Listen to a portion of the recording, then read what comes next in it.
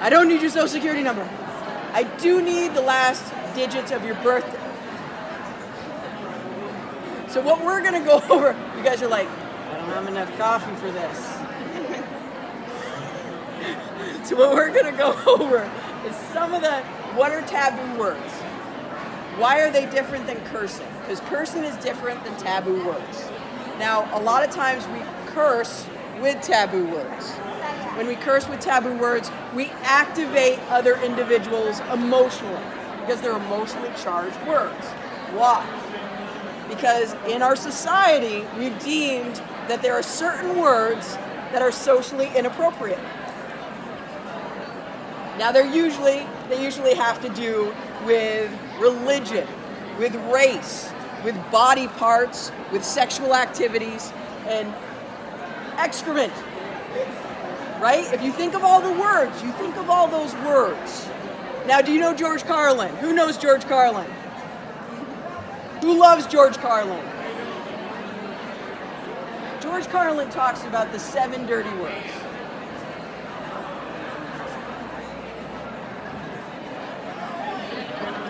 Right?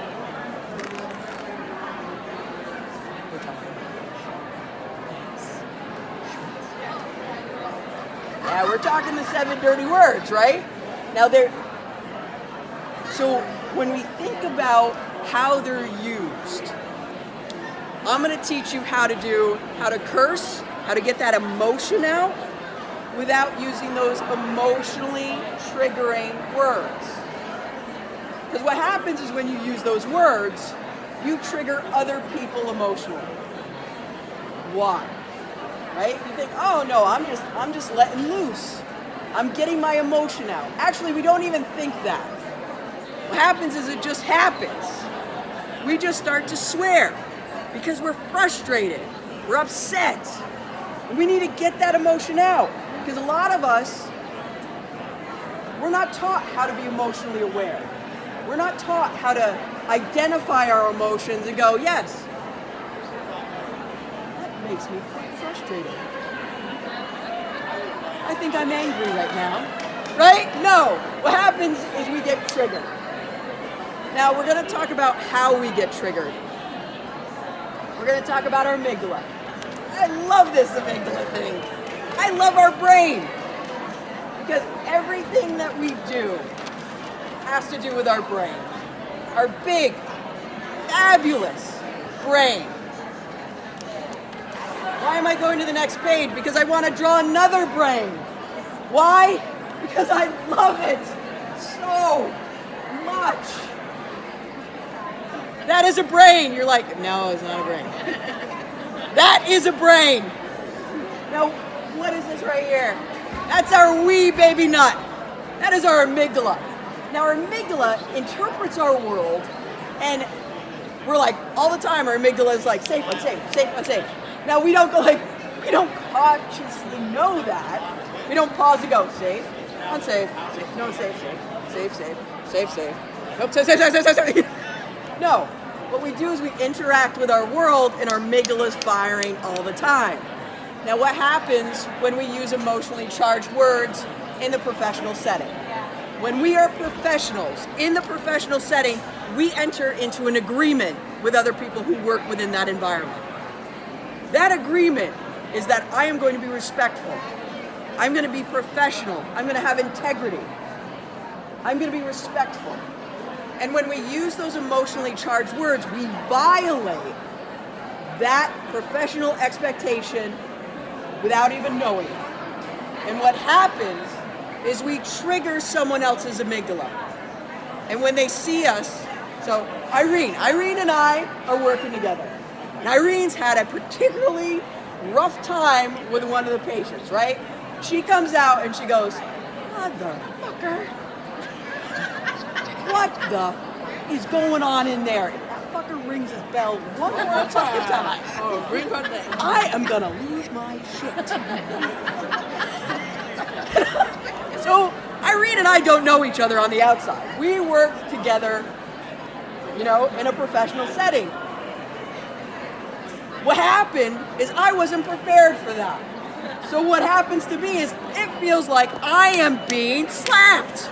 My brain perceives it like Irene is attacking me. So I'm like, because I didn't expect that, right? Now, because we have one type of relationship. Now say Sarah and I are besties, right? Our families get together for picnics, we go out for coffee, we do, wine, a lot. So if we're on the outside and Sarah's like, what the is up with that? I'm like, no fucking idea. But now we're bonding. It's a different relationship, different expectations. So I'm going to teach you how Irene and I could have had a different interaction where I didn't feel like, holy smoke-a-ronies, what the heck is going on, right? So there are two different types. So we have to be very careful in the personal and the professional. Because even though Sarah and I might have a relationship and we're working together, and then Sheng comes over and I'm like, it's fucking ridiculous. Can you fucking... Sheng's like, whoa, dude. She's just walking by, and now I'm perceived as unsafe. Sheng doesn't realize the relationship that Sarah and I have, right? All she hears is me using taboo words in the professional environment, and she perceives me as unsafe. Now, when I'm unsafe, I'm not only unsafe, but I'm incompetent. And so now Sheng is gonna be like, I know Amanda's my only resource, but because what happens? Did I pronounce it? So I've triggered Sheng because I'm unsafe. Now, memory is emotional. We learn through emotion. So what happens then, she's gonna log that, the hippocampus logged in there. And now the hippocampus does not know context. Like right? So if Irene is what the, and then Sarah goes by, she doesn't know that Irene has had a really rough time. It's a tough situation. All that Sarah sees is Irene swearing or using those taboo words, and now Irene is unsafe. Because that emotion is now stored without context in the hippocampus. So it's very, even if you're walking by, it's amazing. The brain is amazing. So how do we change that? So one person was like, are you telling me not to swear? Yeah, that ain't happening. What I'm telling you is I'm challenging you. Use your words, because our words define us. They create who we are. They also create how we see things. Now, when we curse, when we use taboo words to curse, it can be cathartic. It can be, right? It's like that. But it depends. So research has shown that if you hit your toe, and you're not a big right? You don't use taboo words a lot. And you hit your toe and you're like, it's pain relieving. You actually feel better. It's like Tylenol. But if you are a big taboo user, you're like S all over the place, and you stub your toe, you're gonna have to go higher end. You're gonna have to, right? So say you're a big taboo word, you're just F words are flying out of your face, like the. It's a tonal language for you. And you stub your toe, no matter how many times you use the F word, it is not going to be pain relieving. So, there is that. But in the professional environment, how do we engage with each other to be able not to activate each other, maintain our professionalism? So how do we do that? Euphemisms. And what do I mean? Sugar, honey, iced tea. right? Oh, shucks. Oh, shucks. My big favorite one is Sweet Moses. I say Jiminy Crickets a lot. And people who, when I talk to them about this, they go, you say Jiminy Crickets a lot. Oh, are you? I'm like, oh yeah, I'm cursing. Now, you can curse by using euphemisms. You get that emotion out. So like, you can make euphemism of anything. You can go, sweet flamin' bananas. Ivy bags of doom. Just make stuff up.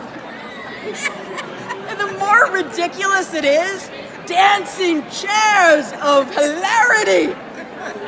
The more ridiculous it is, what happens is you begin to get out of this. Because when your amygdala is activated, your frontal lobe shuts, it goes to sleep. And have you ever, right, you're mad, you're pissed, and you're like, and then you reach a point where it stopped being good, stopped being cathartic, and now you start to ramp up. You're like, that's so-and-so, right? And you start to really, I'm gonna poop in their coffee. You've reached that point, and you just keep swearing.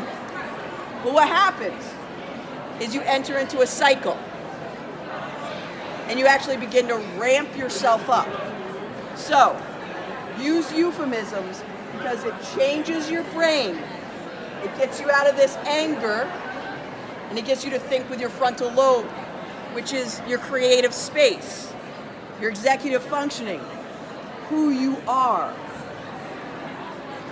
and who you want everyone to know who you are. Because this has served you in the past. So, how do we interact with each other? Now say Irene needs that space. She needs a cathartic moment, and she needs to use those taboo words, because that's the only way she's gonna feel better. She's gonna come up to me and say, Amanda, I need a moment. I'm like, you need a moment? And Irene's like, yeah, I need a moment. And I'll be like, all right, dude, let's go. So Irene and I are gonna go into a safe space, but she's already prepared me, right? Because she told me that she needed a moment. We're gonna go into a safe space, and I'm gonna be like, Irene, all right, I'm ready. Right? I'm like, woo! So she's gonna give it. She's like, all right. I mean, it's just gonna come out. There are gonna be donkeys and goats and all sort of amalgamations of the whatever. And I'm like, ready. And then I'm gonna be Irene's coach because I'm her buddy. I'm like, all right, we've reached that point. This is gonna get nasty now. We're gonna talk about pooping and coffee. So, Irene, what we needed. So let's turn it funny. And you're like, I can't. I'm like, dude, we're gonna turn it funny. So dancing flaming bananas. And you're gonna be like, man, I can't do the dancing flaming bananas. And you're gonna be like, I'm like, give it to me. And so then, because I'm Irene's coach, I'm her buddy, I'm gonna help. Because what's gonna happen is we're gonna laugh. And when you laugh, your endorphins, right? Your blood pressure decreases, and you take that nice deep breath and you think with your frontal lobe. And what happens then, it is like, then we laugh.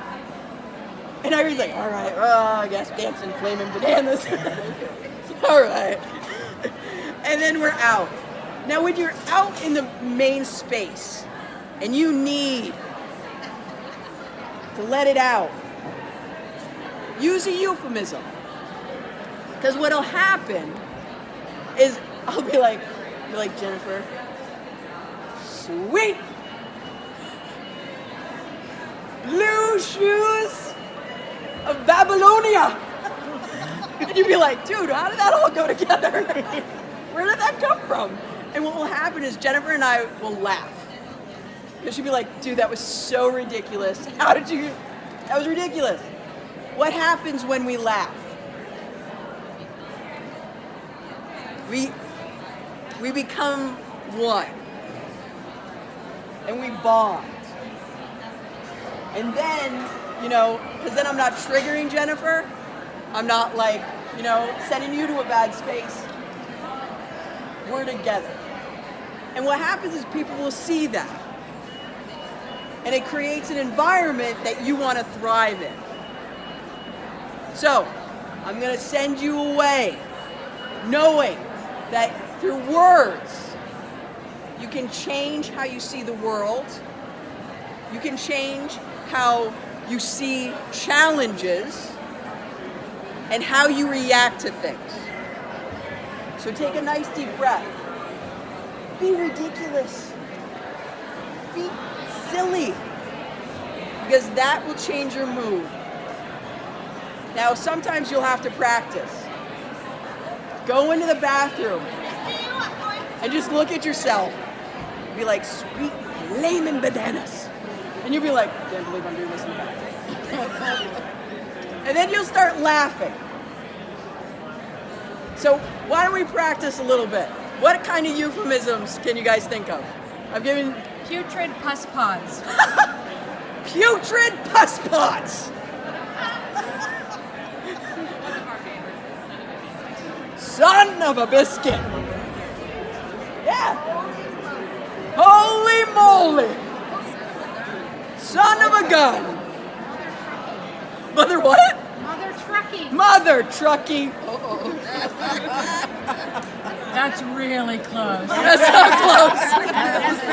That's so close. By the way, saying uptown funk you up, which we all know, right?